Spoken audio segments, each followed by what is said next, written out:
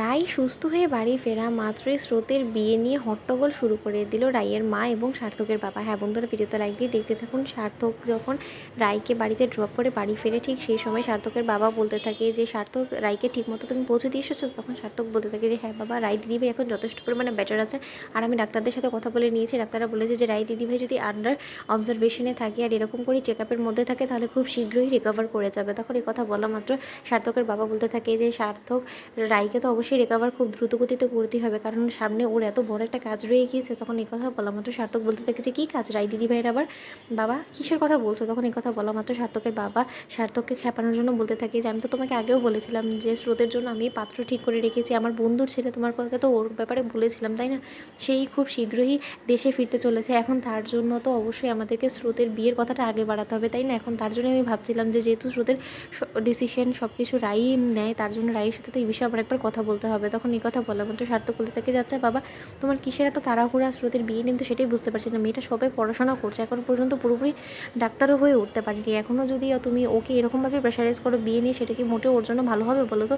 ওর ফিউচারের ক্যারিয়ারের জন্য। তখন এই কথা বলা মাত্র সার্থকের বাবা বলতে থাকে যে ক্যারিয়ার তো গোটা জীবন ধরেই ওকে বহন করে বেড়াতে হবে, তাই বলে কি নিজের জীবনটাকে গুছিয়ে নেওয়ার কথা ভাববে না? তুমি না হয় তোমার জীবনে নাই ভাবতে পারো, কিন্তু তার সত্ত্বেও ওকে আমি নিজের মেয়ে বলে ভেবেছি, তাই আমি ও আমার মেয়ের ভবিষ্যৎটা কী করে ভালো করা যায় আমি তো সেই ভাবনা চিন্তেই রাখবো তাই না?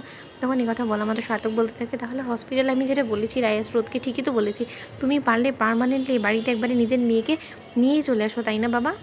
তখন সার্থকের বাবা বলতে থাকে ইচ্ছে তো ছিল আমার খুব করে যে আমি স্রোতকে একবারে পার্মানেন্টলি এই বাড়িতে নিয়ে আসবো, কিন্তু কী আর করার, তোমার যে হাল আমার তো তাতে মনে হয় না যে কোনো গতি হবে। তার থেকে বরঞ্চ বেটার যে অন্তত আমার বন্ধুর ছেলের কাছে যদি আমি স্রোতকে পাত্রস্থর করতে পারি তাহলে অন্তত আমি মরেও নিশ্চিন্ত হতে পারবো। তখন এই কথা শোনা মাত্র সার্থক বলতে থাকে যে বাবা তোমার বড্ড বেশি তাড়াহুড়া হয়ে যাচ্ছে, কিন্তু এই বিষয়টা নিয়ে অন্তত রাই দিদিভাইকে একটু সুস্থ হতে দাও আর স্রোতকে একটু সময় দাও, কারণ মেয়েটা যে পরিমাণে বিপর্যস্ত হয়ে পড়েছে, ও যথেষ্ট পরিমাণে টায়ার্ড হয়ে গিয়েছে, ওর দিদিভাইয়ের এত বড় একটা ধকল গেল, সেটা সামলে ওঠার জন্য ওকে একটু সময় দাও। আমি তোমাকে বলছি যে তারপরে না হয় এই বিষয়ে তোমরা আলাপ আলোচনা করো, তোমার বন্ধু ছেলে আসছে আসুক না, তাতে কী এমন হয়ে গেছে? তখন এই কথা বলা মাত্র সার্থকের বাবা বলতে থাকে তুই বুঝতে পারছিস না সার্থক আমার কথাটা, ওই ছেলেটা এখানে আসছে শুধুমাত্র স্রোতকে দেখার জন্য, আর যদি ওর পছন্দ হয়ে যায় তাহলে স্রোতকে বিয়ে করে একবার ওখানে শিফট হয়ে যাবে। তখন এই কথা শোনা মাত্র সার্থক বলতে থাকে সব কী বলছো বাবা?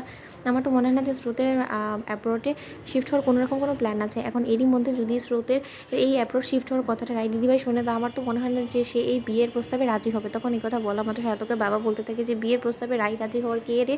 এখানে তো যা বলার স্রোত বলবে তাই না? কারণ এই গোটা জীবনটা তো স্রোতকে কাটাতে হবে ওই ছেলের সাথে, যদি একবার স্রোতের ওই ছেলের সাথে প্যাচ আপ হয়ে যায় তাতে আমাদের কি বলতো?